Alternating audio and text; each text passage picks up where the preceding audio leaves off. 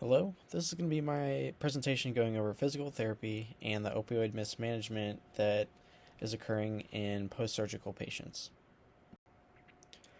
So, looking at opioid misuse as a whole, we know this is a national epidemic that's going on.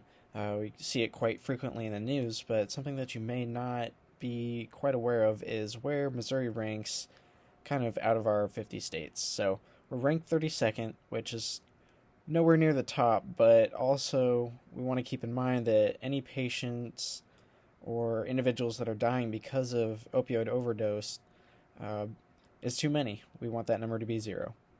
So, looking up at this chart up on the top, that's going to show you how opioid overdose deaths have increased over the past couple of years. This goes back to 2017, but and up to 2022.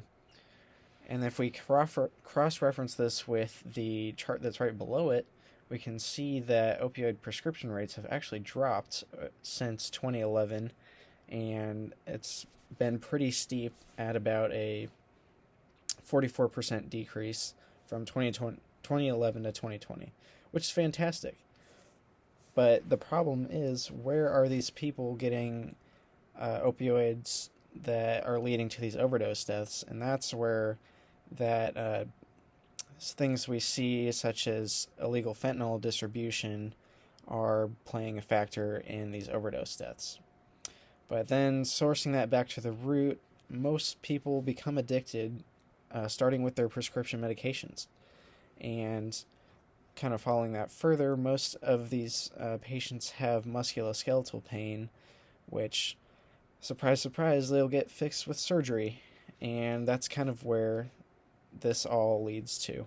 So we're looking at these post-surgical patients to kind of find where they're going wrong with their medication taking. So the first big question we have is, why do we as physical therapists care about this opioid misuse that's going on?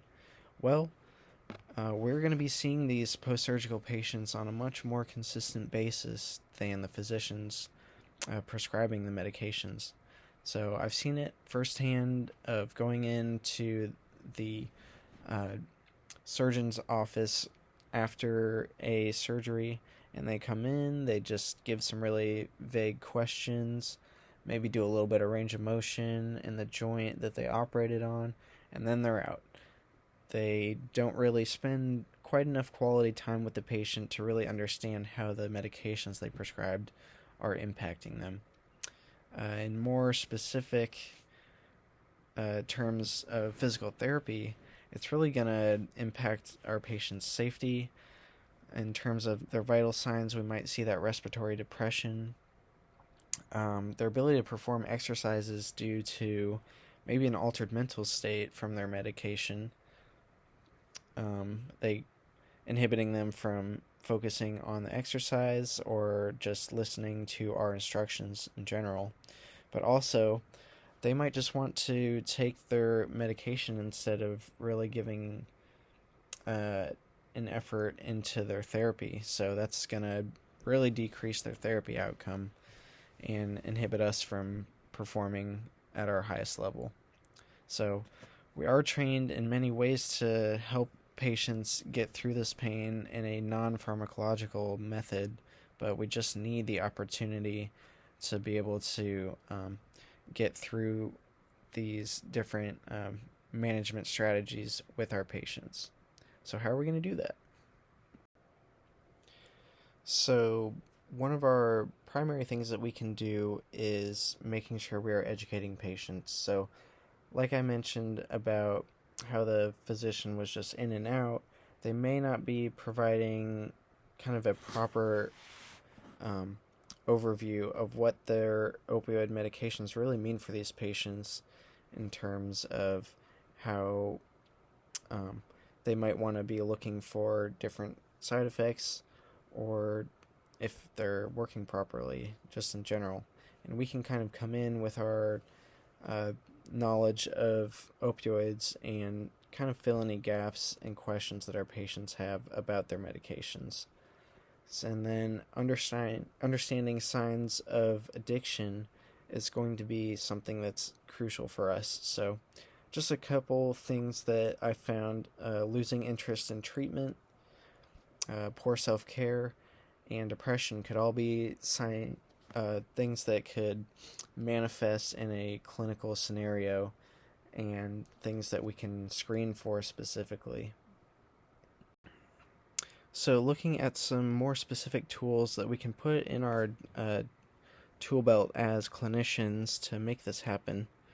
Asking more specific screening questions if we're suspecting the patient to be in a situation of opioid misuse. So, this could be asking how confident they feel in their understanding of the pain medications that they're taking. This just kind of gives us an overall idea on their education that they may have received in the hospital and kind of where we can fit in to supplement that education. Asking about their medication schedule. So we want to make sure that these patients are taking the medications that they're prescribed in the correct time frames. Post-surgical patients are going to have kind of a lot of medications that they're on, so making sure that they're not confusing their opioid medication schedule with maybe a different one, which could maybe lead to a misuse scenario if they're taking it too often. And then having questions about the addiction signs that we looked at in this past slide can kind of be all substituted for this last question. So just asking in general about the different signs or symptoms that we might be seeing with opioid misuse and kind of just addiction in general. So one that I brought up was have they lost any interest in things that they usually enjoy to do. Another thing that we can put in our tool belt is informational handouts. So we want to highlight all the different risks that we've learned about opioid misuse and kind of how that can lead to some pretty bad effects for our patients. But really, we want to highlight how physical therapy can bring some great alternatives. So looking at examples such as e-stim, dry needling, and strengthening and stretching.